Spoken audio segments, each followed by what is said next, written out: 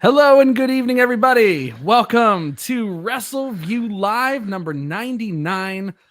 I am Mike Tedesco, the editor-in-chief of Wrestleview.com. Great to be here with you all tonight as we recap and discuss WrestleMania Saturday. Well, now it's Sunday as we do it, but WrestleMania Saturday, night one of WrestleMania 38.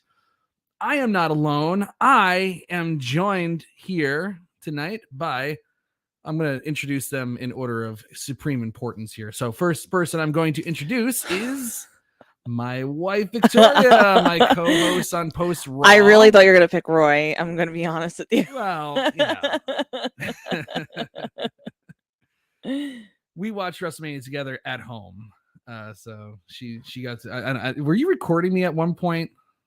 No. Well, I wasn't recording you directly. I was recording the TV.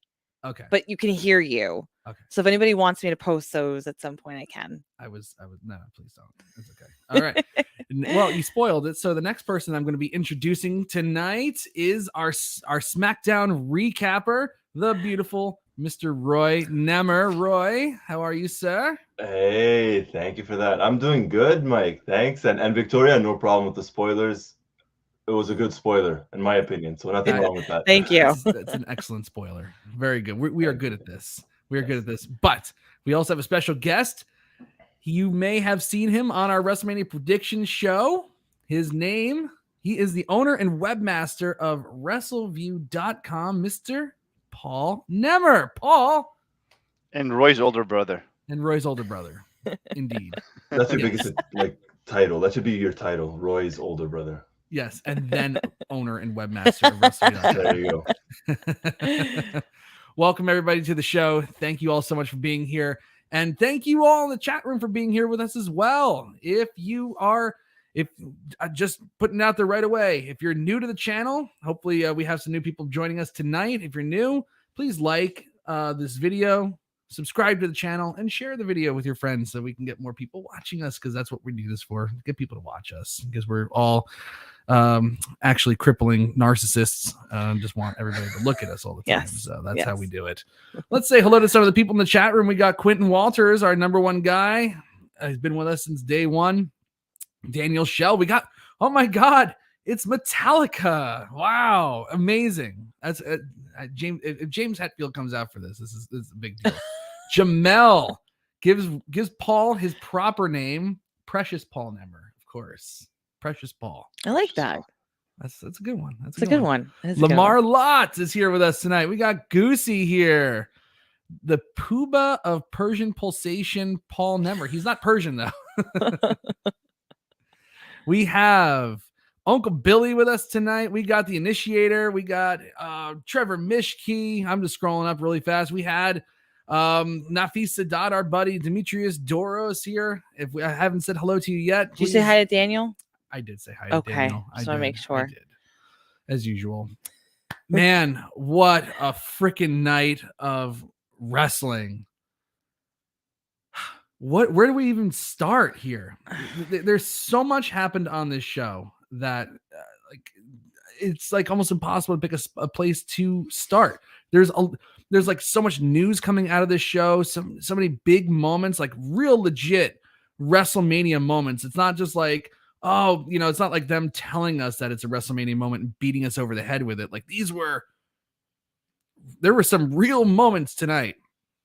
So before we get into it, I'll just run down the WrestleMania card, because there's a lot that happened on this show tonight. And this is only night one. Okay. There were no kickoff show matches.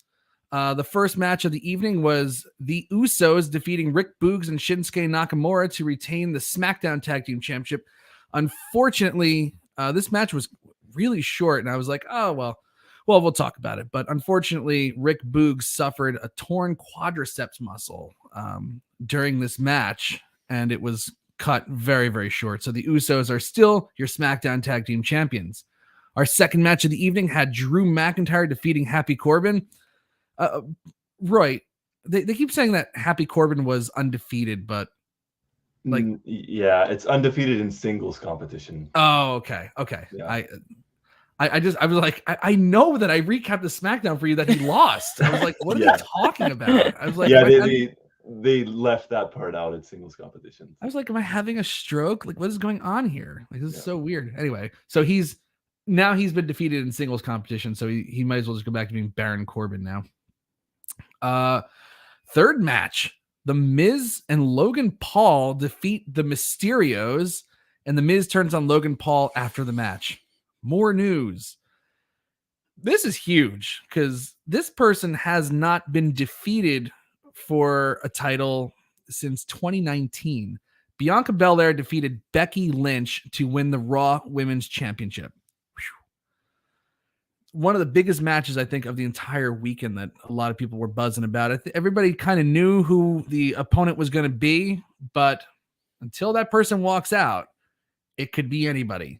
But it did wind up being Cody Rhodes. Cody Rhodes, former executive vice president of All Elite Wrestling, has returned to WWE, and he defeated Seth freaking Rollins. Wow. Charlotte Flair defeated, and this is another upset too. My predictions, our predictions are just garbage. Some of us did really well, and some of us did horrible. I did horrible. I can't believe this. Charlotte Flair defeated Rowdy Ronda Rousey to retain the SmackDown Women's Championship. And finally, it's 2022. Am I right or am I wrong here? It's 2022. No, you're right. I'm pretty sure. Stone Cold Steve Austin tonight in the main event of WrestleMania came out of retirement to have the last match on a WrestleMania show in 2022. Stone Cold Steve Austin came out of retirement in a no-holds-barred match to defeat Kevin Owens. Man, I don't even know where to begin with this. So I think we should just do the thing where we all pick our favorite moment from the show and talk about it. How about that? We have to start off with that. That's hard on this show. That's really, really good. And I think I got to defer to the man who's been watching wrestling since he was in the cradle and liked it so much that he went on Angel Fire and made a website, and it still exists to this day. It was Hypermart. Whatever. He's like, I will correct you. Hypermart. Paul, what was your favorite part of WrestleMania Night 1? You know, you're going to laugh. There's a lot of moments, a lot of okay moments, Cody Rhodes showing up, all that stuff. Even Bianca Belair finally winning it, I was happy for her. For me, what gave me chills was seeing the Undertaker walk out. Wow, yes, that also happened. Yeah, the Hall of Fame class was honored. Yeah, that for me, that was it's cheesy to say it was the highlight for the show for me, but it really was because of I've been watching wrestling for over 30 years, so seeing the Undertaker, and I was telling Roy, we're watching it together, I said, we've been watching the Undertaker for 32 years. So it was, for me personally, it was the Undertaker walking out. Now in terms of matches, I think it would be Bianca Belair winning, deservedly so, even though I predicted Becky, but I wanted Bianca to win because they were just misusing her, I think, the whole year. Yeah, they really were. We talked about on the prediction show that they really have a second chance to make that first impression with Bianca. They did a great job with her last year, and then they botched it all up, like Paul just said. But man, oh man, that was an excellent match. Roy, what were your thoughts on Bianca Belair versus Becky Lynch? It was great. It was my favorite match of the night. It was by far my favorite match of the night. Not to say that the others were bad, not by any means, but we finally got, I think, the redemption. The Bianca Belair has been treated not too well since SummerSlam. Lost a couple of matches, went downhill, and just they told a story. They told a great story. The crowd was into it. And at one point, you kind of thought, well, maybe Becky does kind of retain, because the first part of the match, Becky was just in control, and then, could have gone either way. I loved it. I absolutely loved seeing Bianca Belair winning back-to-back WrestleManias now. She went from winning last year to this year. But to kind of echo Paul's statement, just watching The Undertaker, and when that gong hit, in my head, I'm just like, this is probably the last time we're gonna see him come out at a WrestleMania, and it gave me goosebumps. Yeah, never say never. That's right. True. You know, he came out as, he certainly came out as Mark Calloway. He was not the Undertaker tonight. And I honest to God, that I covered the Hall of Fame last night, and he had that 50-minute speech, you know, talking about like this like motivational speech. I was like, man, what a guy. Like, he just is like, they don't make him like that dude anymore. He is like, everything that anybody ever said about him, like, you could really see like why people are crazy about this guy. Like, no one really has a bad thing to say about Mark Calloway at all. You know, sometimes he comes out and says like something where it's like, all right, Boomer, go home, or you don't get wrestling anymore. It's like, but the guy loves the business, and he's just living a great life. I was like, just so happy to see this guy like at peace. Cause when you watch The Last Ride, he was obviously very much not at peace throughout that entire experience, until it was just like, well, Goldberg almost murdered me in Saudi Arabia, and maybe it is time for me to hang up these damn trunks. You know? So I'm just glad to see that he's at peace at the end of his career. And, you know, Goosey, somebody made it. I just saw the comment before. Actually, I think it might have been Jamel. Yes, this is Taker's proper retirement now. Finally, in front of a crowd. Mhm. He had his last match at WrestleMania 36 against AJ Styles in a boneyard match, no crowd. Retires at Survivor Series 2020, you know, officially, in front of no crowd. Retires the Undertaker character, and now he got his Hall of Fame moment. And I don't care if WrestleMania is tomorrow. You're gonna sit here for 50 minutes and listen to me talk well past midnight Eastern Standard Time. And he got his big WrestleMania send off, And as he should, honestly. Honestly, I think Paul hit the nail right on the head. That was one of the great moments of the night, because just genuine love being showered on that dude. Yeah, he deserved it. He really did. Victoria, this is up our alley here with the Raw Women's Championship match. What did you think of Becky Lynch versus Bianca Belair? I loved every second of it. You know, I knew it was going to be great. I genuinely said to myself, this is going to be a great match. And I knew that it would be WrestleMania worthy as well. And I'm just happy, though, that the outcome wound up being Bianca. Not that it would have necessarily changed like the match itself, where like, yes, if Becky won, the match itself still would have been great, still would have been worth it. But Bianca winning just made it 10 times more special. She needed to win, and she deserved it after what she had gone through. And they need to build up somebody else. Becky Lynch is established. That's a given right now. But Bianca needed this, and she deserves it at the end of the day. Yeah, I have to agree with that too. It's almost like I couldn't believe that I was watching, you know, like the WWE as I know it now in 2022, where it's like, you know, most of the time things that should happen don't happen. You know, people who should go over don't go over, and then their momentum is crushed. Happened at SummerSlam to Bianca Belair here, right? And I'm like, okay, going into it, I'm like, you know, that's why my predictions got all dicked up, because like I'm like, this person should win, but they probably won't, so I'll go with this. You know, no, everybody who should have won tonight, like that, and Becky Lynch is. Sorry, Bianca Belair is certainly one of those that needed to win. Absolutely. Like, if they didn't have her win, it'd be insane. And they, and you know what? Like, they went on, going back to, let me just look at my results again. They were the fourth match on this card. And goddamn, like, it almost seemed like they went out there and they were pissed off. You know, like Undertaker talked about at his Hall of Fame speech last night, that he was sitting with Shawn Michaels before WrestleMania 25, and they saw that they were going on third on the card, and they were getting 15 minutes, and they were furious, and they, you know, raised a little hell and got the extra time and got moved up, and it wound up being one of the greatest WrestleMania matches of all time.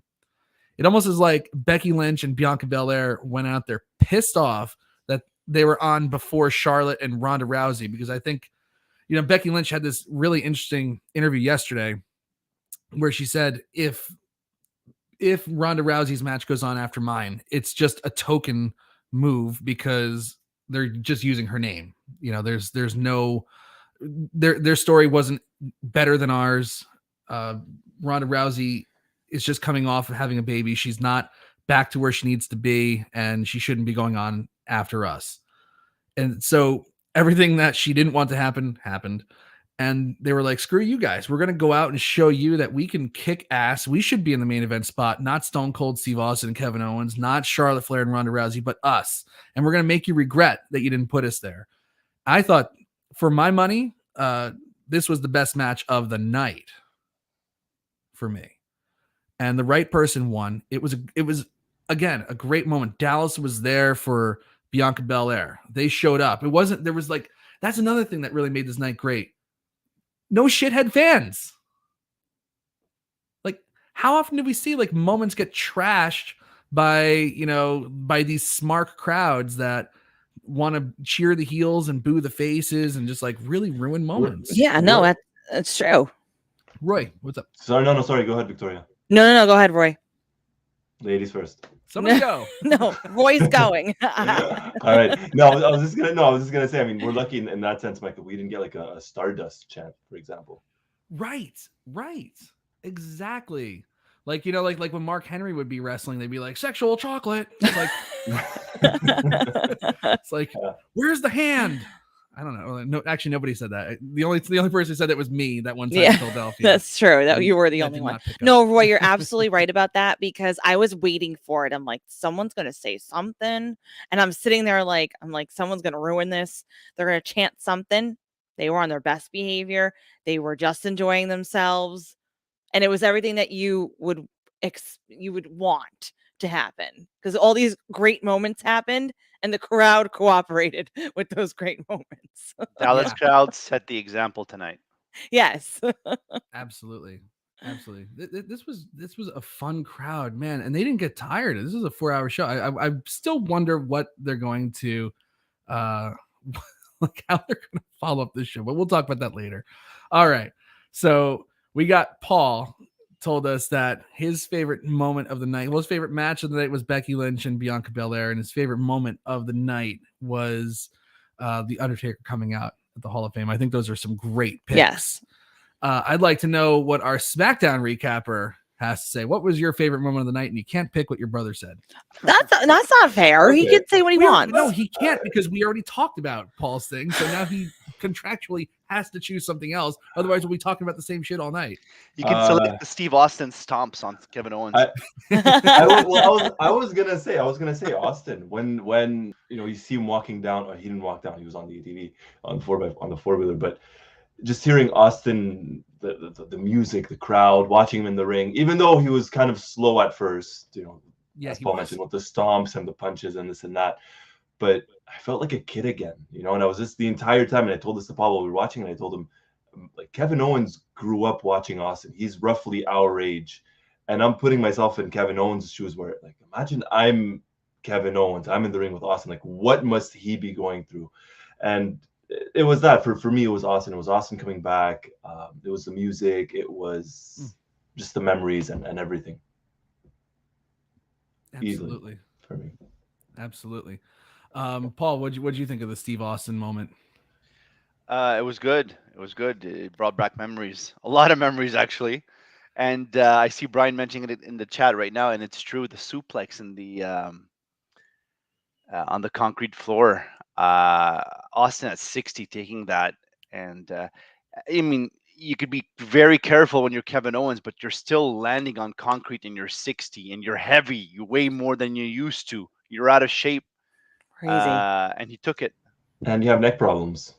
Yeah, he had neck problems. I was saying to Victoria, I was there the night at King of the Ring 2001 when Booker T debuted, and he gave him a sidewalk slam through the commentary table, and Austin hit like the edge of a monitor and broke a couple of bones in his lower back. Just like, I guess he like kind of like got some bone spurs or something like that. He couldn't wrestle for like a month and a half after that. Crazy. Like, this guy has had quite the number of injuries, and those knee braces as well are adding a little extra gravity to him coming down on that concrete. Like, I was watching the NXT show earlier today, and they rolled back the pad on the floor and they exposed the floor, but there's still like a little covering on that floor, so it's like they're landing on wood. But there's something different about if anybody's ever slipped and fallen on concrete, just like, or even just like taking a bad step and landed on your ass, and you're black and blue minimum. At the worst, you broke something. You know, true. like you were saying, you can be very careful. Like Paul said, you can be very careful about like giving that suplex. But at the end of the day, it's still a 60-year-old dude who hasn't wrestled in 19 years, retired because he had neck problems, has had back problems, has some bad knee problems. You know, even you could even just, just your feet breaking your heel on the concrete. I mean, that was an incredible Literally anything bump. could have happened. I just thought, I thought that when they went for a suplex, I was like, there's no fucking possible way they're going to hit the suplex spot on the floor. Like I said, that's old school WWE where they didn't really care about their performers' well-being, but nope, I was wrong. They went old school. Victoria, what did you think of Steve Austin? Is this you've seen Steve Austin when you were a wee lass? Yes. Okay, well, you're gonna kill me, but this was my favorite moment because my favorite match was Bianca Belair and Becky Lynch, but this was my favorite moment, and I'm not picking asking the you same. for your favorite moment. I'm asking you for Steve Austin. Well, I'm going to talk about it because it was my favorite moment. So But this you gotta pick another one. That means no, I don't. yes, you do. No, I don't.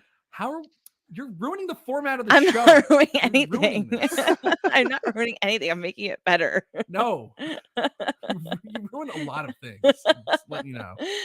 No, I mean, honestly, I'm thinking of myself, 1999, 9 years old, watching this show, watching watching Austin, I'm just and just calculating. then months later, just watching and saying to myself, like, I was banned from watching this for a reason, like when he was on the Attitude Era, it was obviously very extreme. And looking at the show then, and I'm like, now I can watch it as an adult. No one's telling me I can't watch this show. It brings back memories. So that nostalgia alone, you can't beat that. It just the music hit, and you felt like you're like Roy and Paul said, you felt like you're a kid again. You just felt like you were back in that moment. You're watching wrestling, you're watching Raw, you're like, what is happening? You're going through a time warp.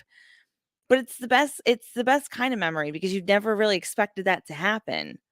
Who would have thought this? Who would have really thought at the beginning of this year, or even like the past few years, that you would have him main eventing? I mean, there was a possibility. I mean, it was confirmed tonight. There's always everyone made their predictions that, it could turn into a match, or it's just going to be a show, or maybe it's a match tomorrow. I distinctly remember I said that. Okay, well, I'm just saying. Whatever. You were married to a very smart man. I don't know about that, but I think I'm the smarter one. That's okay. But I really, I'm the better looking one. No, absolutely not. But it just takes you back, and there's nothing like that feeling of just thinking back and having good memories, and now you're getting another memory out of it all these years later. Yeah. 19 years later. Yeah. There was a moment where, I mean, like, I had kind of felt that they would do that this would lead to a match. I figured that they might announce it tonight and then do it tomorrow, but they just did it right then and there, which is perfect. Absolutely perfect. Because you know what? They struck while the iron was hot. The crowd was red hot for everything. When Austin was out there calling him a stupid son of a bitch, like they were just eating the whole thing up. This was not by any stretch a great match. It was just an extended brawl that they called a match, but there was like classic Steve Austin stuff with the stomping a mud hole, walking it dry. We didn't see a Thez press. I was really hoping for a Thez press, but just brawling around ringside. Multiple beers just drank through the match, like brawling in the crowd, going up the ramp, getting on the ATV. It's like Steve Austin's greatest hits all at once. And I had to it's gonna sound cheesy, but like I had to stop for a second. I'm like, I cannot believe that I'm recapping a Stone Cold Steve Austin match that didn't happen 20 years ago. You know, because when I was doing those WrestleMania recaps, like anytime I did an Austin match, I was like, oh, this is great. This is probably the only time in my life that I'll ever like really recap an Austin match. And here it is. It's like, it's instead of 20 years, it's happening on like a 30-second tape delay. That's so cool. I don't know. I just like, right. I was like, really, I felt like a kid. You do. Like, you feel like a kid. How could you not? When he came out, I stopped recapping. I was just standing in front of the TV, like Liliana does. Yeah, like, Paw Patrol.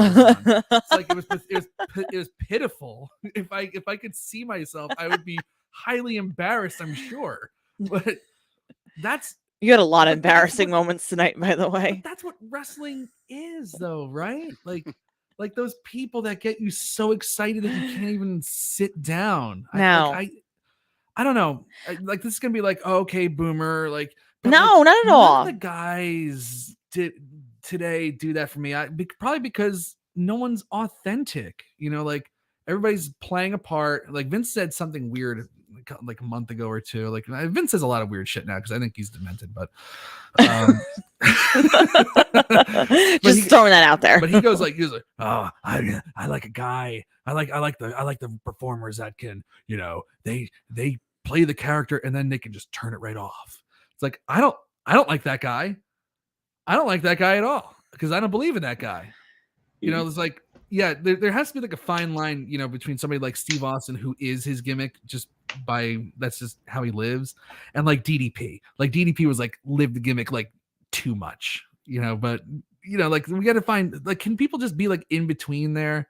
Like I know a lot of people think that MJF is insufferable trying to do media with him and stuff like that because he does stay in character and he's always a heel douchebag all the time. But at least he's trying to maintain like a certain level of kayfabe. Like, like so many times, like these people are just like, they're feuding on screen and then they're like taking photos on Instagram. Like, oh, we're on. Social media has ruined that piece to it. There's no like mystique to anybody now. Like everybody posts everything and now it's encouraged. Let's face it. Yeah. They want that. They really want that for their superstars to be constantly on social media and constantly marketing themselves. It's just in a different way now. Right. Yeah. Right. No, well, I was gonna say it's part of the reason why we're never gonna get. Well, it's one of the reasons why we're never gonna get someone like the Undertaker because he played his character for 30 years, where like he would travel and he'd just wear all black and wouldn't talk to anyone. And he said it. He said no one. He never really signed any autographs or anything like that. Now it's a character like that. Forget the mystique of the Undertaker, but just having a character like MJF, for example, it's rare. It's extremely rare because he did actually. Media. Taker did for about a year. American Badass. That's true. That's true. Yeah. True. He had that little run. Actually, it was from May 2000 when he returned at Judgment Day 2000, that Iron Man match with Triple H and The Rock, and then it ended when Vince McMahon buried him alive. Or really Kane did, but. That was like the one break in that character for a little bit. That was Kane. That was the only thing where his ex-wife Sarah. That was it. Yeah, that was a whole other thing. I had Sarah right here. Oh my god. Yeah, that was a mistake. Mike, when are you getting Victoria tattooed? It's booked on my birthday next week. I just want to ensure that she won't divorce me before I do this. I don't want to be walking around the rest of my life with a fucking Victoria tattoo on my throat, not have a Victoria. It's like very limiting the amount of people you can date. If you...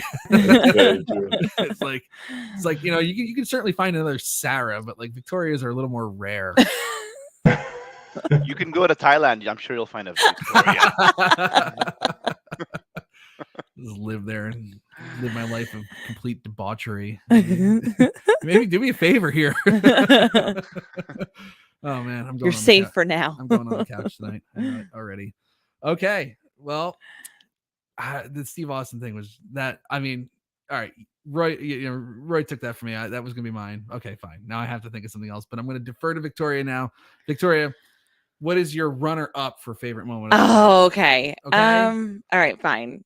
Okay, well, can I go? I'm gonna go with my third runner-up because my the other one. Yeah, these Bianca Belair. They're thieves. No, they're not. That we have similar opinions.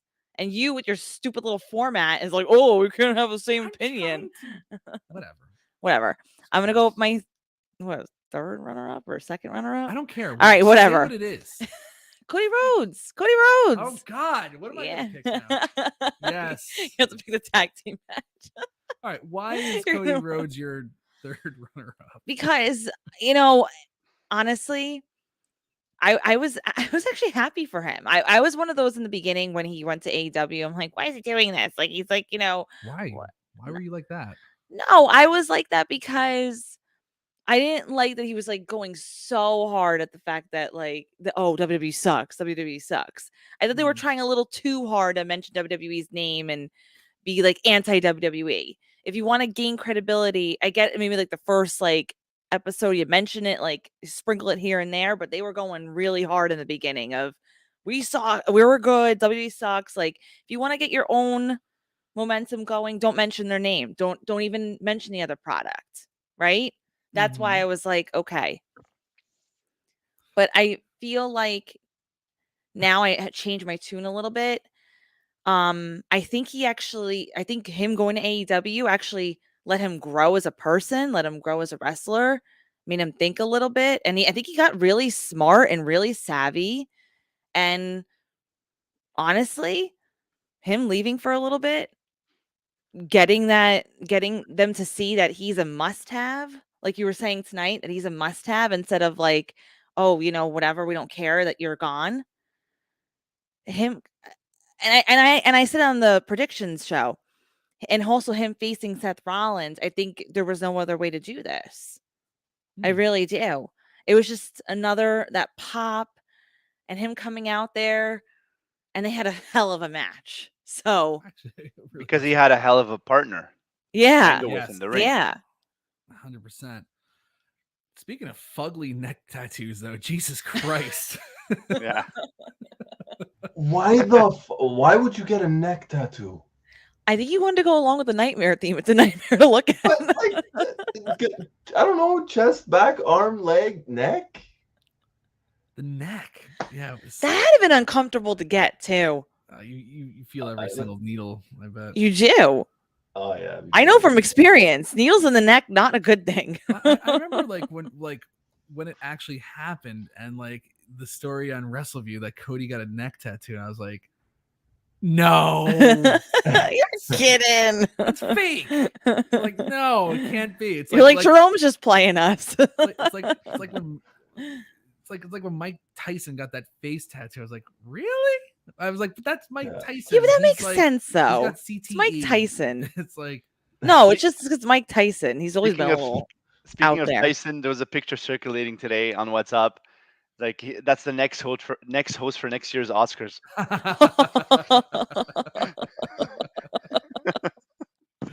As it should be, really. I'd like to see that. Yeah, me too. I'd like to see Smith slap I would him. actually watch the Oscars. It's like I saw a great meme, and this is like totally off topic now. But it was Kanye West was like not allowed to be at the Oscars, right? And then like that whole thing happened. Yeah. It was like a picture of Kanye smiling. Is like, and you thought I was crazy. And you thought I was crazy. Oh, that was so last week. Oh man, it's so like, funny. It's like, God, a lot happens in a week. Yeah, the Cody Rhodes thing. Gosh, that was huge. Paul, did that live up to what you thought it would be? And do you think? And where do you think Cody goes? That's a really good question. I think there's a title run somewhere down the line. There has to be. He left the WWE 6 years ago for a reason, and rightfully so. I mean, I'm not the type of guy that would, I'm a WWE guy. I'm labeled WWE, right? I'm not too much into independent wrestling or Japan or AEW or whatever. But he had every reason to leave because they were misusing the shit out of him. Like they were treating him like garbage, stardust. Like, give me a fucking break. So I do see a title run. I do see a title run somewhere down the line, probably in the next few months, maybe. I don't know.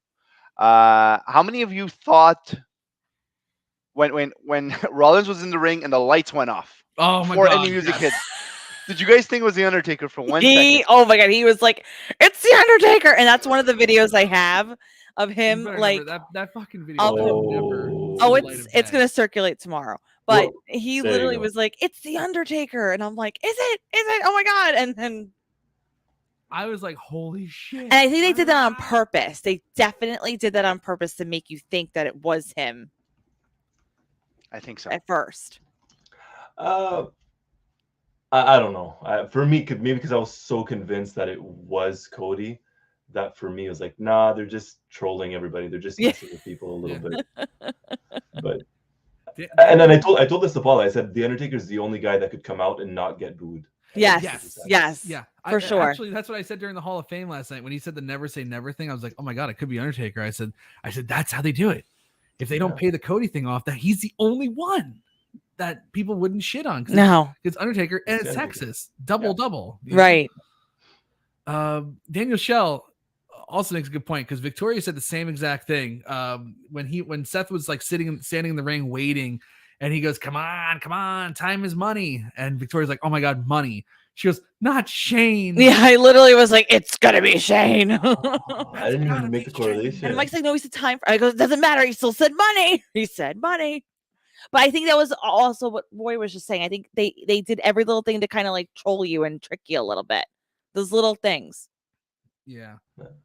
God, like, I mean, the moment was everybody knew. I mean, they tried to make you think right at the end that maybe it's not, like Paul made a great point. Like, when those lights went out, I was like, it's going to be the Undertaker here. And it was Cody Rhodes. Everybody knew it was going to be Cody Rhodes. And it still got an incredible reaction. I mean, when that thing hit, and it's like wrestling doesn't only have one royal family, and he comes out to, his theme song, and he comes out as the American Nightmare, and he's not like, some kind of hybrid of Stardust and Cody Rhodes. He's Cody Rhodes exactly as you saw him on TNT, like straight out of AEW. It's like he walked off the AEW set and walked onto WWE. Same guy. I was like, they didn't ruin it, and it got an enormous friggin' pop and sustained reaction too. So for like, we kind of speculated on the prediction show that if it's Cody, could this, is this going to be like a game changer for WWE? Because a lot of people that probably watch the product don't watch AEW. Roy, do you think that I mean, this is definitely a smart crowd. So WrestleMania's got a different crowd than, if they're in, Peoria, in a month, is Cody Rhodes getting the same treatment from like, the regular people that usually show up to WWE events? I think if they build them up properly, I think it all depends on what happens moving forward. I don't think it's the last match against Seth Rollins, probably going to face each other again at WrestleMania Backlash in a month's time. But I think moving forward, it's really going to depend if he's going to be on Raw, if he's going to be on SmackDown. I definitely think there's going to be a title run in there, like Paul mentioned. Maybe SummerSlam. I don't know. It's going to happen. Is it going to be against Roman? Is it going to be against Brock? Is it going to be against who knows? But I think, I don't know if he's going to get the same pop he got tonight. Likely not. But I think with time, with the proper build-up, the proper push, I definitely think he could be a main event guy. And I think Cody's smart enough to probably put it in his contract that, hey, if I'm coming back, I'm not going to say creative control, but he wants the title. I really think he wants the title, and I think they'll build him up properly because we've spoken about this in the past. There's no real stars that they have right now outside of the main event that they have, which is Roman and Brock. Right. And they do need to establish some people too. Paul, you look like you want to say something. Well, about that, I don't think. I know we were talking about the prediction show. At the prediction show, we mentioned that the title is going to be, obviously tomorrow is going to be unified, but somewhere down the line there's going to be, again, we're going to have a second title. I think that's what he's going to get. I don't see him going and beating Lesnar or Reigns or whoever retains tomorrow. Right. It's a long shot. Rhodes coming in, small guy beating Lesnar or Reigns. I don't know. Yeah. Money in the Bank. Money in the Bank, and then probably next year or at the end of the year, cashing it for the new title that they're going to do or whatever. Could be. He definitely, like, they went out of their way to not have like a WWE match, but like an actual wrestling match. Like it seems like there's going to be like a different kind of style that he works when he works. It seems like, like one of the things I used to love about the Attitude Era and, basically any, any era except for like today where like everybody goes to the Performance Center and learns to work the same exact match. Like, used to have guys that would, go to Japan and learn how to work. And then, people that would come from Mexico and know how to work that style, and Europe and, and Canada.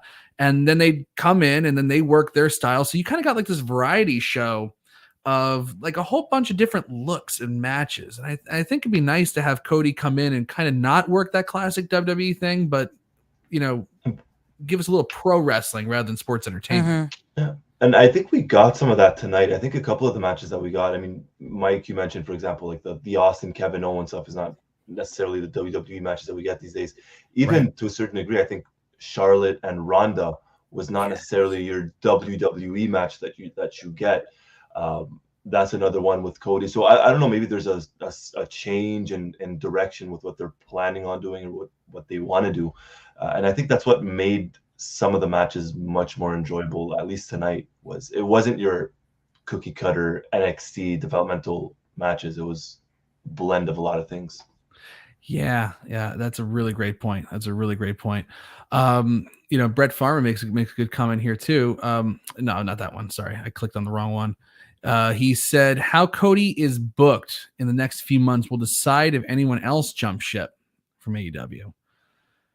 Like they treated him like he was a major star coming in. It's like, what a difference 6 years makes. When he left, it was like at the rock bottom of what any type of career could be in WWE.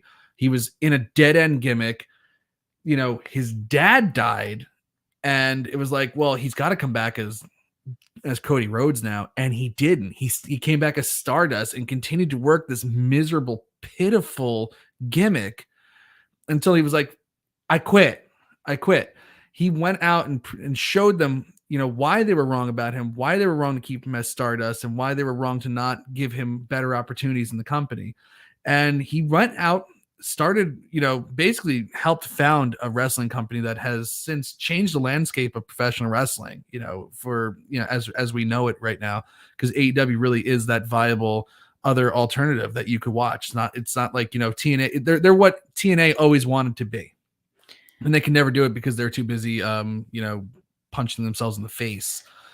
And now he comes back and tonight, I feel like they positioned him as a main eventer. Victoria. That's why I changed my tune, because I think that initially I thought he was very whiny in the beginning, but now I understand why. I understand the frustration, and I understand why he left and why he had that kind of animosity towards the company initially. But he just kept trudging along and proved himself. And I think he not only did he help AEW, but everyone's right. This changes the game once again, because he's the first person to go to them, and now he's coming back. How many people are going to follow suit? And now it's a game of like, really a never say never game. Right. You never really burn bridges with WWE. I feel like there's always, if you're going to make money for Vince McMahon, you're fine. He'll find a way to use you, and he'll all be forgiven. He's brought back a lot of jerk offs to make some money. Oh, right. I was gonna say two things. The first thing is on Twitter, some of the reactions, like the diehard AEW fans. I saw someone burning a Cody Rhodes picture and this and that. I'm like, okay, it's a bit much. It's a bit extreme. Yeah. The other thing as well, to kind of add to what you were saying, Victoria, is yes, someone, if you want to use the term jumped ship, someone jumped ship from AEW to WWE, but it's not just anyone. And forget the fact that he was in WWE before. We're talking about someone, he was executive vice president of AEW? Yeah. And so that's massive. So if Cody Rhodes could go back, anyone could go back. Exactly like Victoria said, never say never in that sense. So, but it's not just because he was the executive vice president. It was a guy that was colored in such strong AEW colors and anti-WWE colors. Yes, like he would have been the last guy on my mind to jump ship, and he did. So, like you said, if that happened, then basically that just said it makes you think a lot about what could happen now. Yeah, it really does. I mean, Paul, you're right. I mean, like this is a guy who, if anybody was doing anything anti WWE on AEW, and it's an exaggeration to make it seem like everybody's like that and that the company's kind of built as like a thumb at the nose of WWE. They don't. They're not. They don't really mention the company. Every now and then they say something snide or something, but that's par for the course when you are in some kind of competition. They're fighting for the same market. There's about a couple million wrestling fans out there, and they're all fighting for the same share, right? So there is going to be a little head to head there. But Cody Rhodes was the one that really pushed that envelope. The very first AEW show, the All or Nothing, where he was coming out to face Dustin Rhodes in one of the best matches that I ever recapped. I swear to God.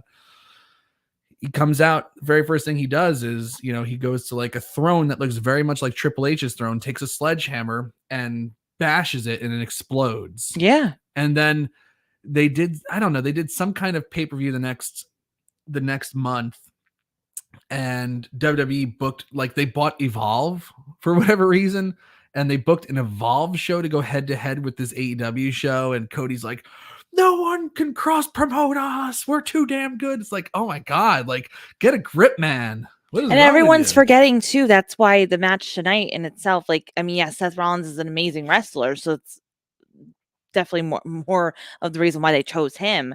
But Seth Rollins, when all that was going on, was like raw WWE. He was very much like pushing for it all on, I mean, social media. Well, he was like, he was going back and forth and getting to fights with people over it. There was that great line that he had tonight in the match when he was beating on Cody, and then he goes, welcome back to the big leagues, bitch. Yeah, that's what I'm saying. Like there was some. There's gonna be some good promos between these two. Yes, there's gonna be some really good promos between. Because everyone's forgetting about the Seth Rollins piece to it. Forget about Cody Rhodes. Yeah, like Seth Rollins is a dyed-in-the-wool WWE. He's always been. Kind of has to be though. It's like he no doubt. But what I'm saying is, at that particular moment, there was a lot of heat, and Cody Rhodes is a big contributed to a lot of that. So that's why I felt like everything aligned with those two. Yeah, that's why, like, I mean, like when he was walking down the ramp tonight, and to the music that he had, wearing the same gear that he had, and then like 4 minutes later, WWE shop tweets out like pictures of Cody Rhodes wearing like a t-shirt. It's like, hey, like, buy the merch. I was like, it was just so surreal. I just couldn't believe that it was of Cody Rhodes, of all people on that roster. Mm-hmm.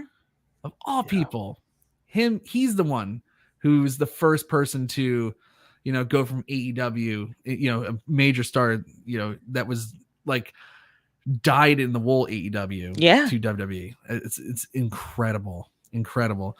And they position him as a main eventer. I expect him to, when like Paul said, whenever that new title comes around, he's going to be in the thick of it, if not the very first champion that they have. And I don't think they're going to botch this up. I think Cody's too smart. That was another thing. They're really putting over, tonight, how smart he is and his ring IQ. The commentators did a really good job talking about all that stuff. Let's put it this way, they can't botch it. Like Jamel says, they have a golden opportunity to do a lot of good stuff. Now let's see how they mess it up. Well, let's hope they don't mess it up. But like, this is a chance to make a really big star for this company. That's not just like one of their tired gimmicks, like where it's like, okay, well, you have to be this. Like Cody Rhodes is just Cody Rhodes. He was out there exactly as the AEW Cody Rhodes that we knew. Yeah. That's like, you can't fabricate reality. And like, I believed that I believe in this character. So like, hopefully they don't screw it up. I hope. My turn. Well, I don't even know. What's your favorite part of the show? Well, what is there left to pick, Mike? I don't even know. I'm looking around. Okay. Austin drinking beer. I see it. No, I got it. Drew cutting the ropes. Yeah. I was gonna say, can we talk about Happy Corbin, please? No. You know what? Okay, I can talk about two things. And I'm gonna choose the one that's gonna make my wife the most upset.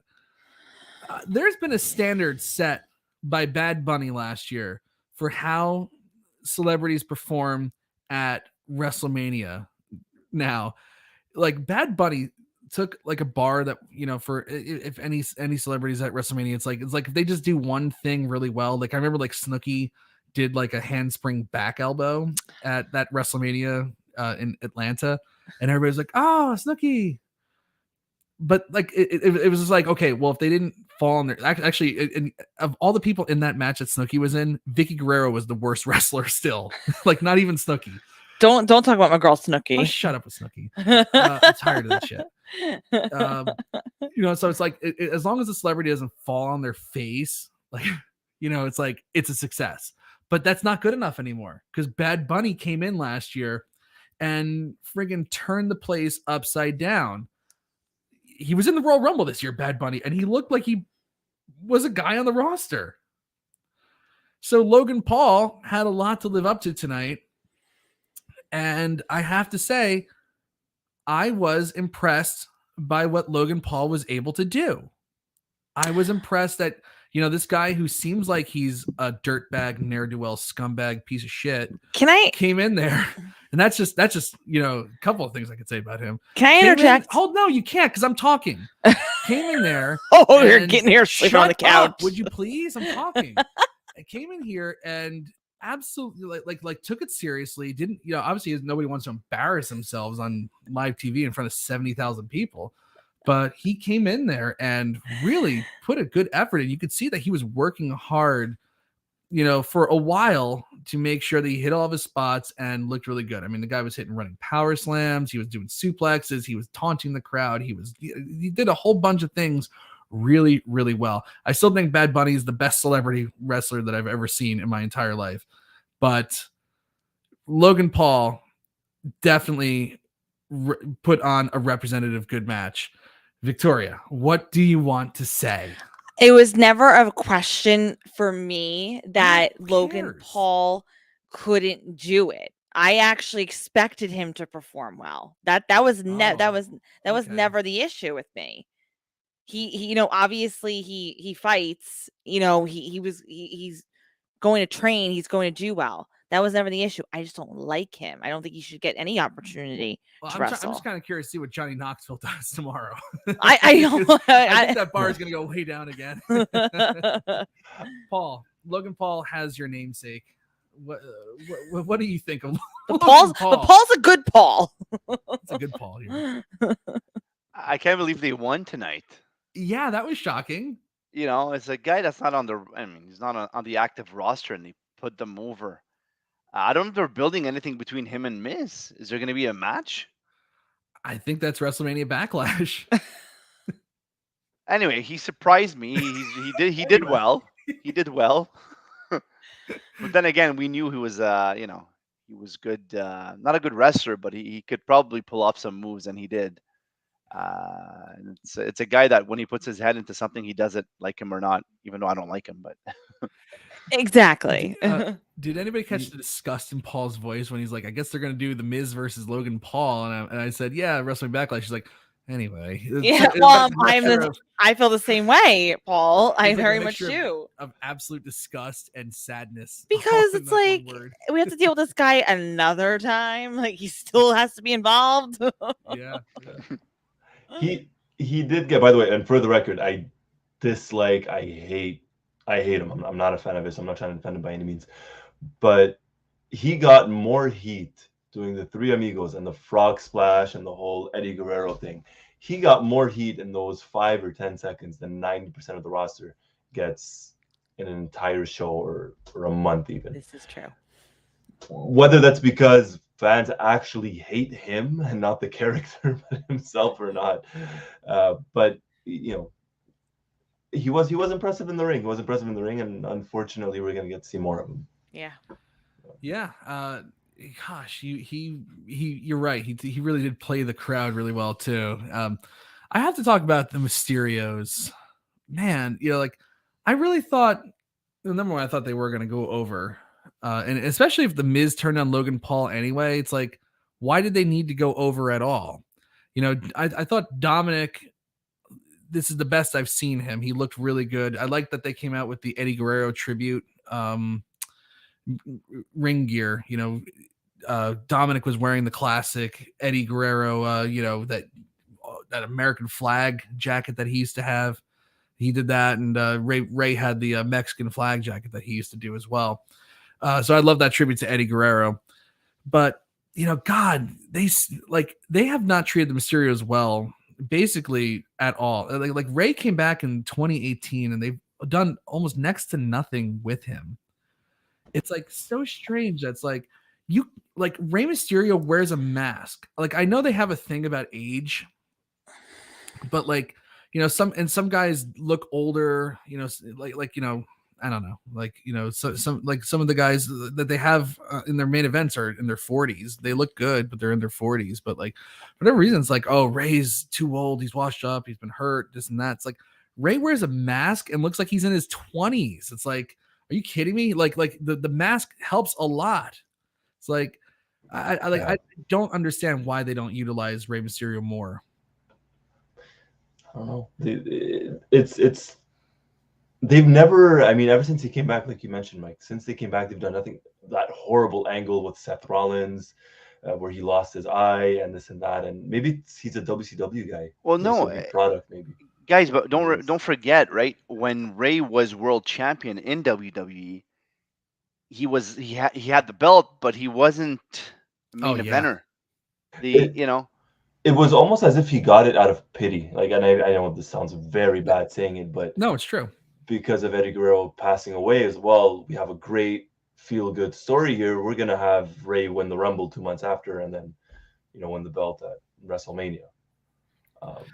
He was always a guy that they brought in. It seemed like they always trusted him to have good matches. Like I remember they built when Paul Heyman had the book in 2003, like he basically built SmackDown around a couple key people, and one of them was Rey Mysterio.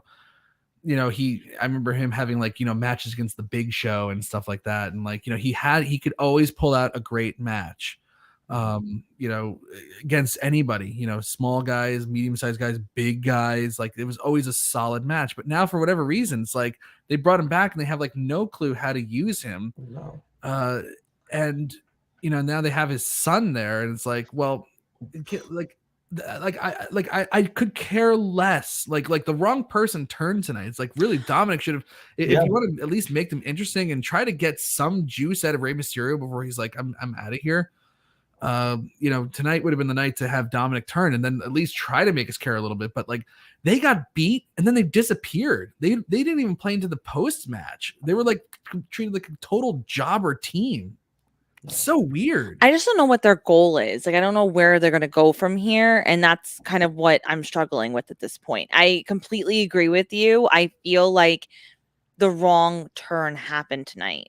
And even for the Miz to turn on Logan Paul, that there should have been some sort of reason behind that, where if the Mysterios won, then it's like, okay, I'm turning on you because, clearly you didn't help me win the match or whatever. So it was just kind of a weird ending. And I don't feel like it I guess obviously everyone's saying at Backlash, they're going to have some sort of match with Logan Paul because why turn on him? What's the whatever, but what about the Mysterios? What's going on with them? We really go from here. What's the next? What do you do? And why was Dominic Mysterio dressed like Apollo Creed from Rocky IV? Well, that was the old Eddie Guerrero ring jacket. Yeah, but it looked nothing like it though. I don't know. But no modern wrestling fan will know that. Right? No, certainly not. But some modern wrestling fans might not know that Eddie Guerrero is Dominic's father too. So that's really custody. Custody. Can you imagine a custody on a pole ladder match? Can you believe that they did? Yeah, that? I can. I mean, wasn't Paul Bear Katie very Vick, alive right? in cement? Katie Vick, that's another one. Then you had was it Heidenreich that assaulted Michael Cole? Yeah, he kind of backstage molested him backstage or something. These things happen. Victoria's looking at me like. No, I believe all of you. Happened. I'm just. Yeah, he was breathing on Michael Cole, and Michael Cole's like, no. And it was. It's on YouTube. makes you pucker up a little bit there. It's a little scary. Me too, yeah. One of Michael Cole's greatest hits. Yes, indeed. All right. Well, I think we all went around and gave our greatest hits here. So let's talk about the rest of this show. Let's kick off with this. The opening tag match was the Usos beating Shinsuke Nakamura and Rick Boogs. Man, this was what a sad turn of events here. With Rick Boogs tearing his quad. Yeah, it wasn't going to change the finish of the match anyway. They were going to retain the titles, right? Regardless. But yeah, it sucks. It sucks to be him. You know, he has a chance to perform in front of almost nearly 80,000 people, and I don't know. He's done it before. He's picked up a couple of guys before. I've seen him, and I don't know what happened. And at first, I thought it was a work, right? I thought so too. Until they finished the match, and it's like, no, he was still down. It's like, okay. No, you saw it during the match right after, where there was a lady dressed in black, staff, or medical staff.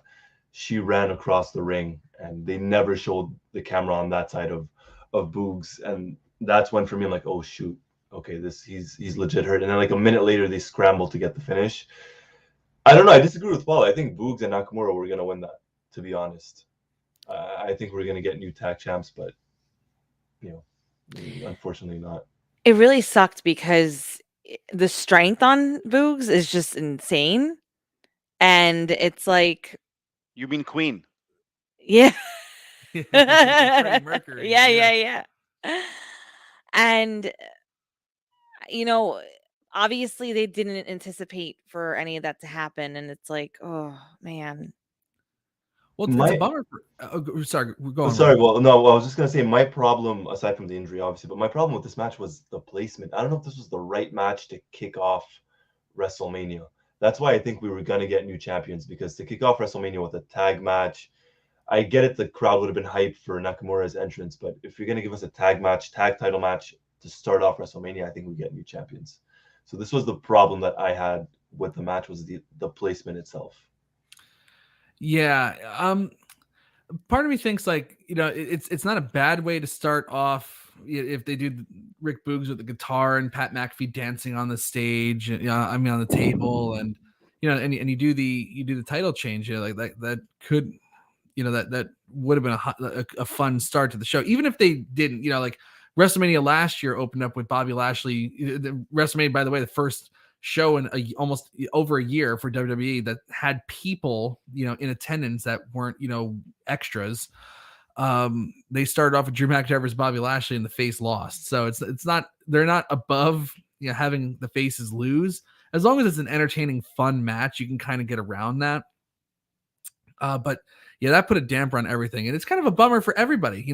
Rick Boogs, obviously this is a humongous moment for him. He's not like, I think if you ask anybody who's like the most highly touted wrestler in their developmental system, or it's like certainly not gonna be Rick Boogs, but there he is at the at open of WrestleMania doing his guitar thing. And Nakamura has been for quite some time, he's just kind of been there existing, and now the Rick Boogs thing is kind of given his career in WWE at least a nice boost. But also the Usos, last year Jimmy was injured. The year before it was WrestleMania 36, and the Miz got sick, so they wound up doing a tag team ladder match with only one representative of each team in the match, and so the Usos weren't together at WrestleMania. I don't think they did. I don't think they had a match together at WrestleMania 35 the year before. I think they were in that Andre the Giant Battle Royal schmaz. I can't remember the last time the Usos have ever teamed up at WrestleMania, on the main card. So now they get to have their moment as brothers back together, and the commentary team even made a mention of that too, that they were kind of excited to be together again at WrestleMania. Right, everybody's birth. Yeah. Oh, no, they were at WrestleMania 35. Yes. What were they doing there? I can't remember. The Usos defeated Aleister Black and Ricochet, Rusev, and Shinsuke Nakamura, and The Bar. Okay, so it's been 3 years at least that they since they competed at WrestleMania. So it's a bummer for everybody that, the injury happened. It definitely puts a damper on it. I feel, totally gutted for Rick Boogs. It sucks to go down that way. But like, it could, like those freak things happen. Vince McMahon tore both his quads walking down to the ring at Royal Rumble 2005. Triple H, hit Chris Jericho in the back of the head with a forearm, and he tore his quad right off the bone. Like these things happen. Like, and Kevin Nash was just walking in one of the classic moments in Raw history, and he just goes down, and it was pitiful. I've injured myself like that though, just walking, so I can't really say anything. Exactly. No. So that stunk, but they played. I gotta say, the commentary team played it off so well that I thought it was part of the match. I was like, oh, he jumped on his back to try to buckle his knee. I was like, that's great strategy. That's like strategy that like people would use in real life to try to take somebody down. Just jump on him, take him down. I was like, oh, that's great. I was like, wow, this is like, what a smart way to book that match. I was giving WWE props that they certainly didn't deserve. So how about that?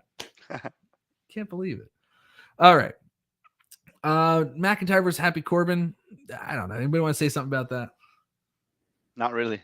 Hopefully that's the end of the feud. Yeah. I like the sword thing. I mean, okay, I don't like the sword in itself, but that was cool with the ropes at the end. They were certainly ready for it. Did you hear the little pyro go off when he snapped the ropes? Yeah. That's lame. Definitely not a WrestleMania match, but whatever. I thought it was a good match, but I didn't think it was a WrestleMania match. I thought the match was better than it probably had any right to be. But like that's what Drew McIntyre does, and that's why when he went over to the draft, I was like, oh damn it, Roy's gonna be recapping Drew McIntyre every week, and I have to sit and watch blah blah blah. Like he elevates everybody that he gets in the ring with. No doubt. How many good Drew McIntyre matches have you seen since he came over? A ton. Honestly, he doesn't do it for me. Drew is just I'm not buying into Drew McIntyre. I never did.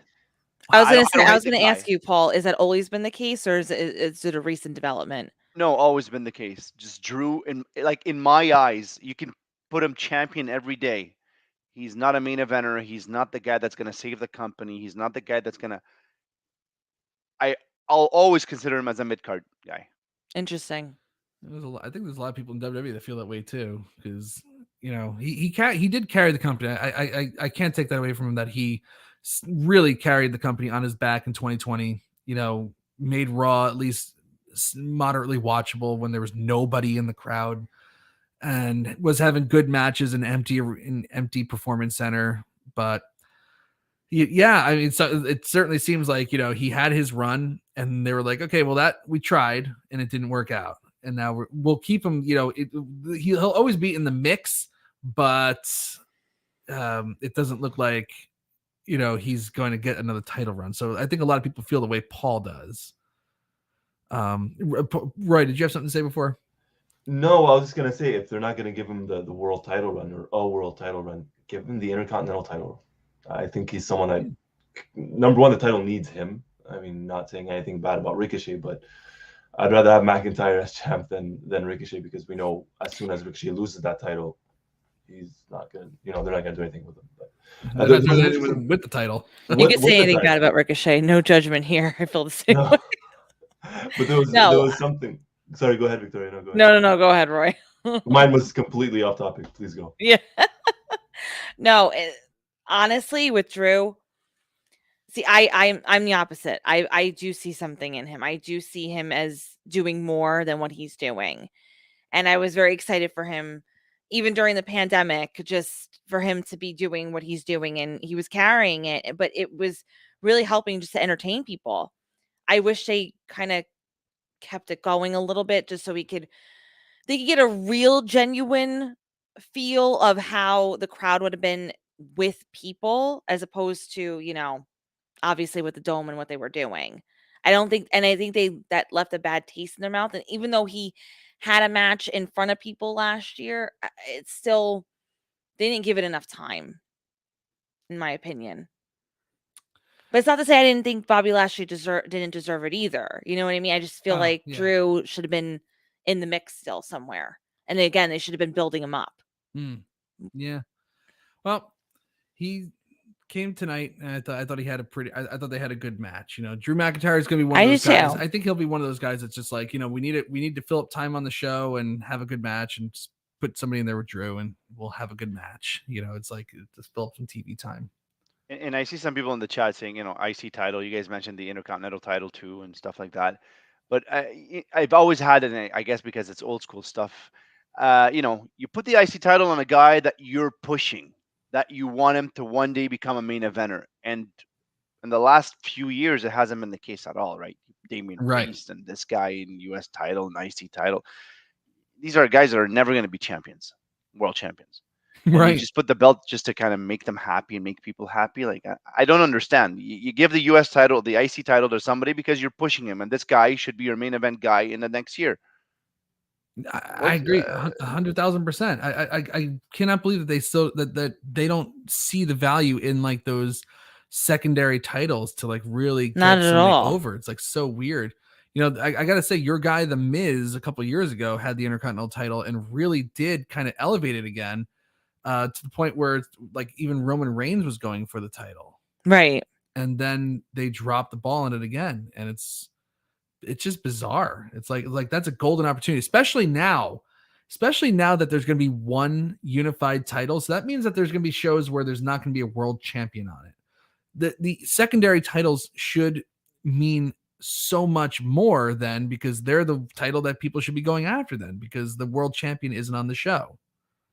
But what are they going to do? Hot shot it now? It's like nobody cares. Nobody wants to see Finn Balor. I'm sorry. Nobody cares about Ricochet. So yeah, no, they don't. Paul's like, that's old school thinking, but it's like, what's old is new sometimes, and that's something that never went out of vogue. Needing a secondary title to push people, to the next level. They also had Stephanie McMahon come out and introduce Gable Steveson, so I'm still expecting him to be in the Bobby Lashley. Is it Steveson or Stevenson? Steveson. There's no N. There's no N. N. Okay. Yeah. I thought she had mispronounced it. I wasn't sure, but he looks green as. That's all I'm gonna say. I hope that they don't like hot shot him up. I do hope that he makes like a little appearance in like some kind of way, but don't bring that, like, especially if he's like has the pedigree, the athletic pedigree that they keep promoting. It's like, yeah, he could probably pick it up real quick, but does that mean necessarily that he should be on the main roster learning on the job? No, he's not. Like, it's not like Ronda Rousey where you have a certain window to get her going because she wants to leave and have a kid at some point. So you got to get her, and she's a name, and you want to strike while people still know who she is.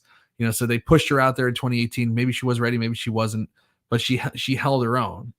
But like Gable Steveson could be a guy that you could build the company around if it's done right. I maybe you can't build the company around it, but I'm just saying he's a great athlete and could be a potentially great talent. Is he good on the mic? That's a good question. We don't know yet. Yeah, we'll find out. It is exciting because we know at least 3 fresh faces that are going to be on Raw or whatever as of this week after WrestleMania. It's Cody Rhodes, Gable, and Tommaso Ciampa, and Veer. That's also Ciampa. So we're getting a fresh Glacier. You mean as of this week? Glacier. Remember? I do. It's like I just can't wait for somebody to be looking with binoculars. See him across the building. Oh my God, it's Glacier. And he hyped him up for like 6 months, and then finally Glacier shows up and disappears. Like, I don't know. Sucks. That's like right up there with the Giant and the Mummy violating Hulk Hogan with a weird human sandwich. That was bizarre. Last match that we got to talk about, and you know what? It's another great match to talk about too. There wasn't, like, both the women's title matches, like, you can make an argument that they should not have both been on the same night, because both of them were excellent, and they like, I don't know what, like nothing, almost nothing on WrestleMania Sunday aside from AJ Styles and Edge and Roman Reigns and Brock Lesnar is like getting me excited at all. Like, I like Pat McAfee. I don't know if I need to see him in a match against Austin Theory, at least. like maybe Becky versus Bianca would have been better tomorrow, or Charlotte versus Ronda would have been better tomorrow. But on both, on WrestleMania Saturday, it's almost like they stacked the show so much. I can't imagine WrestleMania Sunday following it. But that was a humongous, swerve there. Roy, you gotta say, like, I thought for sure that Ronda Rousey was going over with the armbar. Charlotte Flair picks up the victory. This is not the first WrestleMania upset that Charlotte's had. She beat Asuka with her undefeated streak at WrestleMania in New Orleans. Yeah, and that was a great match as well. I remember that. Yes. I think that was the opening match too, if I'm not mistaken, at that WrestleMania, I think. But no, this was the second match. Was the second? Okay. Yeah. Well, it was very early on the card. But no, this one was a surprise, and I think a lot of us were expecting a new champ. I think everyone, all of us. I think all of us, we all predicted Ronda, but once that referee took the bump, once Little Nate took the bump, I'm like, okay, wait a minute. Are we actually going to get a new champ? Because that's usually how it goes. Are we actually going to get Charlotte retaining? And yes. You know what? I'm not angry that Charlotte retained. I'm really not. Because number one, it was a surprise. I think because we just said all of us thought Ronda. And at the same time, I'd rather have some sort of submission match or something going on, let's say for WrestleMania Backlash, with Charlotte and Ronda, because I think they could have an even better match. I thought tonight's match was really, really good. I thought the crowd maybe wasn't as into it as much, but it was a different style match than what we normally see from them. And I still think even at WrestleMania Backlash, and I still think as of what happened earlier tonight, I don't think Charlotte loses the title to Ronda. I think they're going to continue playing on this and playing on this and playing on this until probably at least SummerSlam or Survivor Series or Rumble, until Ronda finally gets that belt. I think they're going to try and milk this as much as they can. I think they made a lot of mistakes with Ronda Rousey the first time they had her up there. I think she won too much. She was, maybe smiling a little too much. And they eventually, they were happy when she won the women's title initially, and then they turned on her, and it derailed the whole thing because I think she was too dominant. So now, she loses at WrestleMania. By the way, Ronda Rousey's 1-2 at WrestleMania. Only won her first match, and she's lost ever since. But this was still a huge surprise. I mean, like, I get it. I think Roy's totally right. It's the right move that Charlotte should have gone over. Victoria, what did you think of this match? I like the way that they did it when they hit into the referee, because it made sense. Anytime that something makes sense, I can get behind. Because I knew it wasn't going to be clean or anything, and there wasn't necessarily any like cheating involved. It was an accidental, push into the ref. Right. It's like Charlotte just got away with, right. She just got her foot on the bottom rope. Yes. She was tapping out. Like, Ronda had her beat twice. Right. So Ronda doesn't look weak by any stretch. No. And that's why I enjoyed it. Yeah. Because it didn't end like that. And I did like the style of the match. I thought that Ronda had a good showing. I know people say that, she hasn't been in the company very long, but I think she learned very quickly certain things. And even the more she, let's put it this way, the more she gets in the ring and the more she learns about professional wrestling, I think she's only going to get better and better. And I think that keeping Charlotte with the title, like Roy said, just allows for the feud to grow a little bit, and just for her to gain more knowledge and gain more skill as she and Charlotte's going to be a good teacher and a good person to feud with, to help keep her and maintain her at that level of technical wrestling. Honestly, I thought it was good. I thought it was good. Yeah. I don't agree that they should have had both the women's matches tonight. I think one of them should definitely have been for tomorrow, and really you could have put either one on there.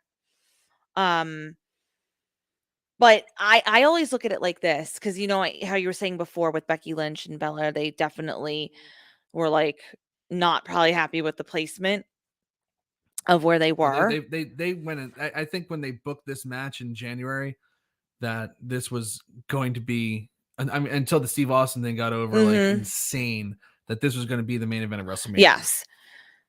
But I'm also a firm believer in majority of people thought that was the favorite match of the night, right? Like we've all said it. We all said that was our favorite match of the night. I don't think it matters where you are, because honestly, even the main event the past few years, there's not always been a main event where I'm like, oh yeah, that was a great main event. You know what I mean? Like, I think if it truly is a good match, it's going to outshine whatever else happens tonight. I thought the Becky Lynch and Belair match was better than this match, but this match was very good, but I thought it was better.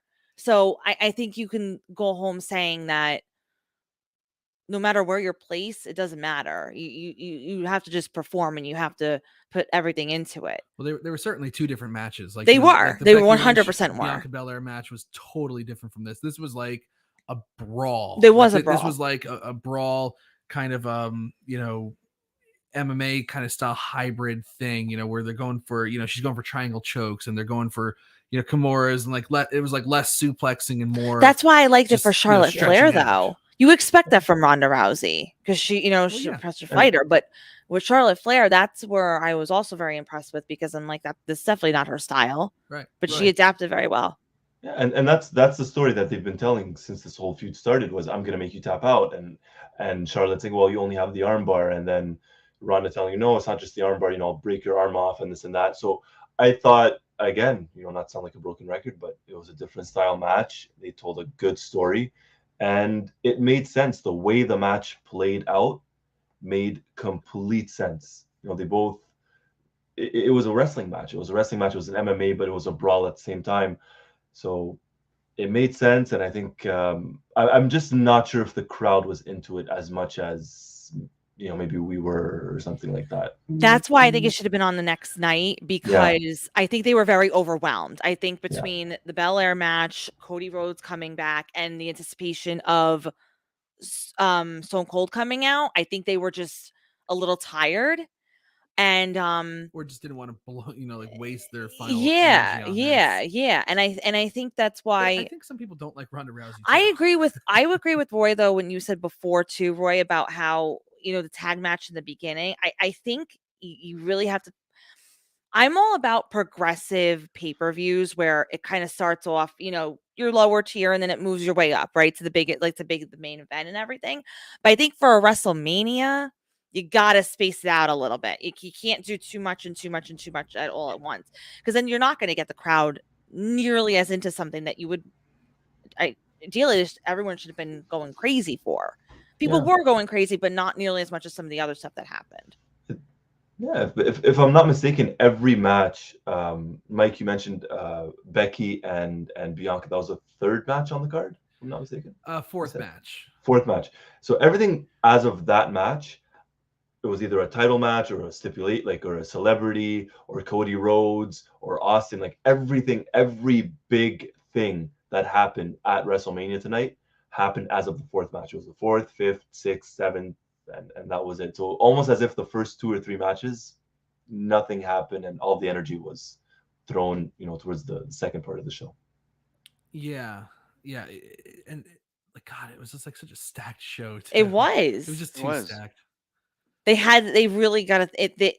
Because obviously they're continuing with 2 nights. They already said it during today. Next year, they promoted for it. Yep. It's April 1st and April 2nd, 2023. 2 nights again at WrestleMania. Paul, why do you think they've put so much on Saturday night? They want people to tune in Sunday. So they showed them what we have as a product, what we could put on Saturday. Look at the great matches. So people are like, oh my God, WrestleMania is amazing. We're going to watch on Sunday too. But people like us will realize that Sunday is not going to be as good as Saturday. Yeah, I can't see. So you don't think I don't think Sunday will be able to touch this. Like if this was if this was a standalone WrestleMania, Paul, where would you rank this? Pretty high. It was good. It was a decent WrestleMania. Overall, I'd probably give it like a 7 on 10 or 7.5 on 10. Wow, that's pretty high praise. Right. What did you think of the night overall? Where would you, if this was a standalone show, where would you put it?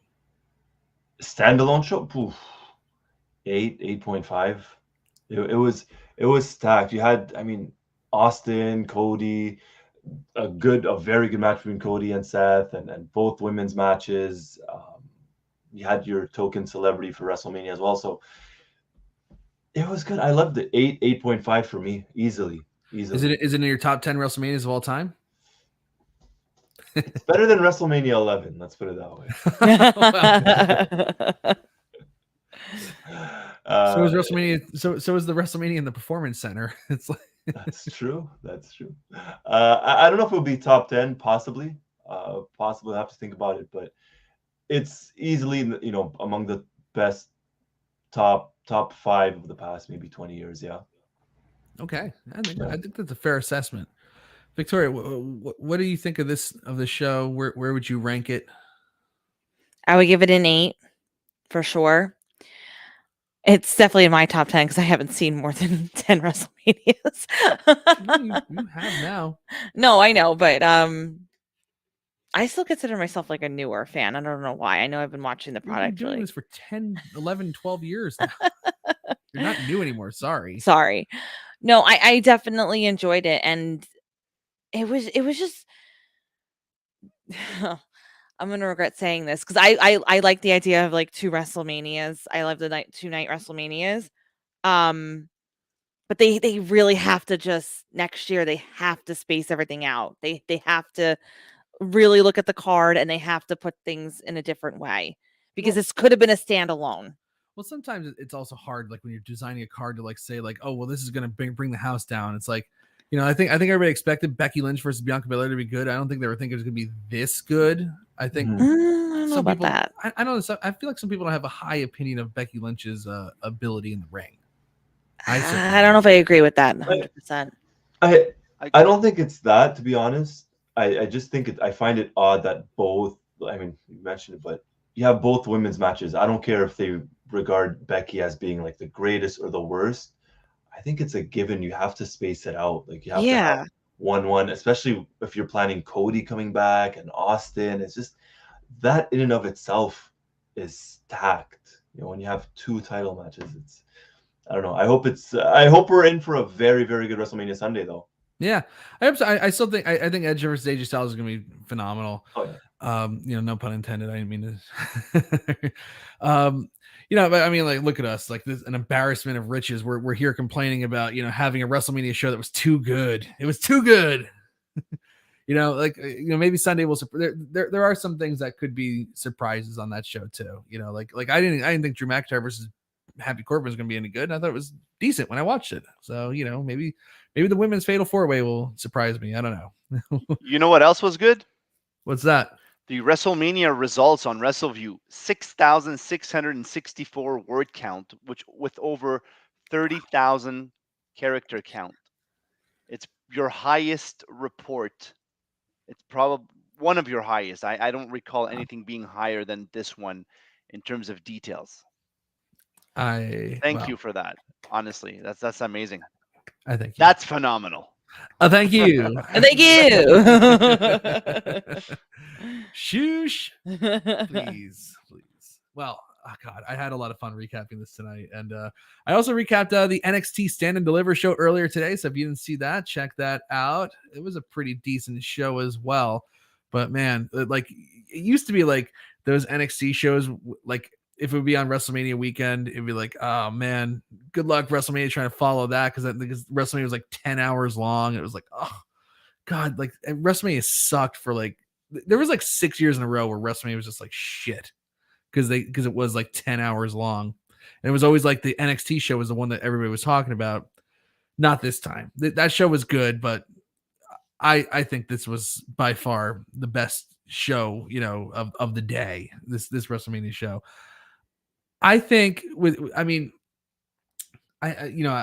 probably in a few days I'll feel different about it, maybe, but for me right now, just coming off it, just still think about it. I have so much adrenaline after watching that. Steve Austin, my childhood coming back, Cody Rhodes, the 2 women's title matches. Like there was so much good stuff on the show.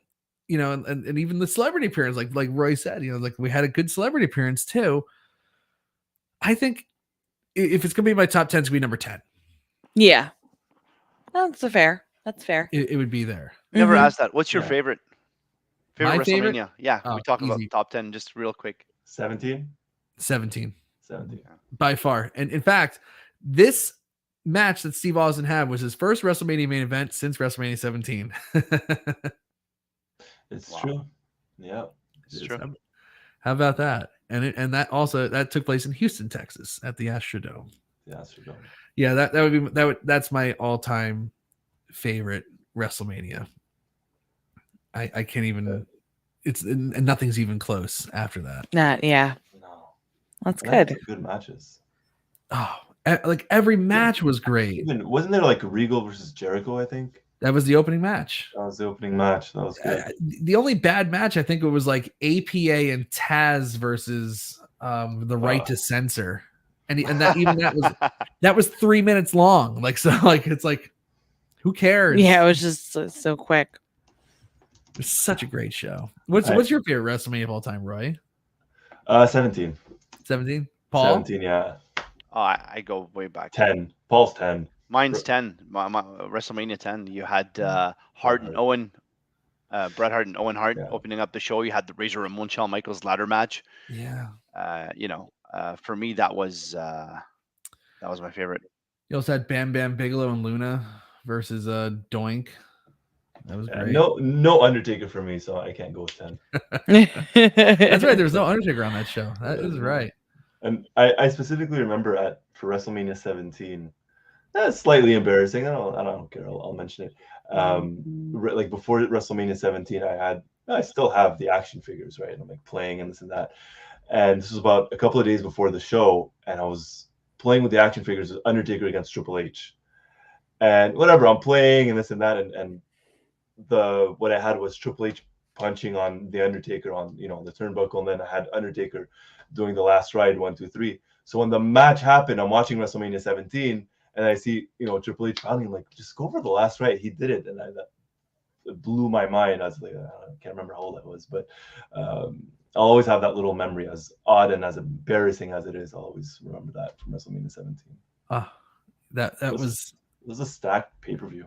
That was stacked top to bottom. I mean, everything on that show was just excellent. God, it's like, there's like one match that like I remember watching it. I was like, God, I want to be a wrestler so bad, and that's what I want to be. It was actually, believe it or not, and when I went and did the retro recaps, it was really hard for me to watch it because I loved that match so much. It really made me want to be a wrestler. It was Kurt Angle and Chris Benoit. They had such a banger of a match on that show. And it's like, God, like it's so ruined for me now. It's so ruined. I can't watch those matches. Yeah, it's just not the same. The TLC match was phenomenal on that show too. So I mean, but WrestleMania 10, that's also a very, very good one. The Bret Hart versus Owen Hart match is, I mean, that's got to be the best WrestleMania opener ever. Far. You'll never get a better WrestleMania opener than that. By far. And the ladder match, of course, with Razor and Shawn. I guess like number 2 would probably be like WrestleMania Hollywood. WrestleMania 21 was really great too. I didn't like that one. What? I don't like LA crowds. Okay. I don't like West Coast. I don't know. Roy doesn't like LA. No, it's not that. I got nothing against LA, but LA crowds, for whatever reason, I don't know. I'm not a fan. That's why I'm ready for next year's WrestleMania. I'm like, oh boy. Yeah. They have to bring it back here. It's gonna be kind of insufferable. Victoria, what's your favorite WrestleMania? I was trying to think while you guys were talking. I really don't know. As of right now, I really don't know. Is it the one where the Miz main evented? And he won. Come on. How about WrestleMania 28? You saw that one. That was good with The Rock and John Cena. Yeah, no, that was good. That was great. That was great good. WrestleMania too. Yeah. All right, everybody. On Twitter, like this show is getting great praise on that website, which generally just is the very worst of humanity winds up on that website. But 96% of the people are giving it a thumbs up, and with 219 votes. So that's not just like, oh well, a few people are voted on. No, it's like over 200 people vote that that night one's pretty good. Roy, what are you gonna say? The people who voted like thumbs down probably mad at Cody Rhodes. Probably Yeah, they're the ones. Yeah. They're the ones burning Cody Rhodes photos. They're AEW fans. Like there was like one interaction I had to have tonight with somebody. I'm like, God, they're like, oh, it's a boring announcement with Cody. We all knew he was coming. It's like, yeah, well, everybody knew CM Punk was coming. I didn't see anybody saying, oh, well, it's a surprise. And they're so okay. I'm not gonna say some people are so hypocritical, because when AEW started, and especially now, they say, it gives another alternative to wrestling and another choice. And absolutely, and that's great. It's great for professional wrestling. It's fun for us. It gives you a choice. And a lot of them talk about, the Monday Night Wars, wrestling, the wars are back. Well, if you're into that, the wars are back, then Cody Rhodes jumping to WWE should be right up your alley. Because that's what happened. Cody sold out. Cody sold out. Like the people saying that are like they have severe problems. They wouldn't know the naked female body if it wasn't for National Geographic. But it's they're lost. Sorry to cut you off. I don't know any AEW fan that's not a Japan fan or a ROH fan or a TNA fan. They'll jump on anything that's not WWE. Like those AEW fans were TNA fans at one point. Right. And then they switched to AEW, and then they're going to switch to something else later on. I'm not knocking on AEW. I like the product. No, I'm knocking on their fans, though, because their fans are the ones that ruin it. It's like, oh, you can't like AEW and WWE. It's like, yeah, I can. Yeah, you can. And I hate the people, and I truly gatekeeper fans. They're the ones that make wrestling not cool. Now it's like, you go to these crowds, and you see guys and women sitting with their children, and then there's some douchebag behind them. Man, this is stupid fucking wrestling. It sucks. It's like the kid's just there to cheer John Cena. Like, John Cena sucks. Right. Yeah. It's like, shut the fuck up. I hate the people who, particularly with AEW, when they're like, oh, it's like the cool, it's the alternative, it's the whatever. And I'm like, I hate to break it to you, but it's very mainstream now. So if you think you're in some secret little elite club of liking AEW, you're not. It's very much mainstream. It's very popular. You're not in a part of a secret club anymore. It's open to everybody, and a lot of people enjoy it. So, I guarantee you. So go ahead, continue. No, I was done. Sorry about that. I guarantee you, if somehow, some way they can get John Cena and AEW to show up, they will mark out all of them. Of course. And all of a sudden, it's cool now. Yeah. John Cena's cool now. I like him. Right. Remember when Shane was basically fired after the Royal Rumble this year, and everyone's like, oh, Shane's going to show up on AEW. It's like, what? Are you, what kind of drugs are they doing? Seriously. And if they are, it's not the working. expensive kind, apparently. No. very cheap. They probably should. They should be taking antipsychotics, because that's fucking crazy. No, anyway, this is WrestleMania, Wrestleview Live. Tomorrow, or later today, hopefully it ends before midnight tomorrow, we will have Wrestleview Live number 100. And we'll have this panel back. I think, worked out like that. And one more person as well. So we're gonna have some fun, I think, tomorrow night as well. So please, everybody, please tune in tomorrow to Wrestleview.com for night 2 of the WrestleMania coverage, and then tune into YouTube and Facebook Live to hear our review of that show. We are very excited. Paul is excited because we're making money on Wrestleview. I'm sorry. He's also excited because he loves wrestling too. But this is a great night to be a website owner. Every click is ding ding ding ding ding, and of course, you're not getting ripped off here. You are getting great coverage, if I do say so myself. We've been working our butts off all week, covering all of the events. Roy was awesome on SmackDown. We got the NXT stuff. Jerome covered Ring of Honor. Josh covered AAA. He covers it. He covered AEW. We are working our butts off here. So hopefully you're enjoying all the coverage. We will be back tomorrow with more. Until then, I am Mike Tedesco. That's Paul Nemer down there. That's Roy Nemer over there. And down diagonal for me is my wife, Victoria, who is also the co-host of Wrestleview Post Raw. Have a great night, everybody. Happy WrestleMania weekend, and we'll see you tomorrow.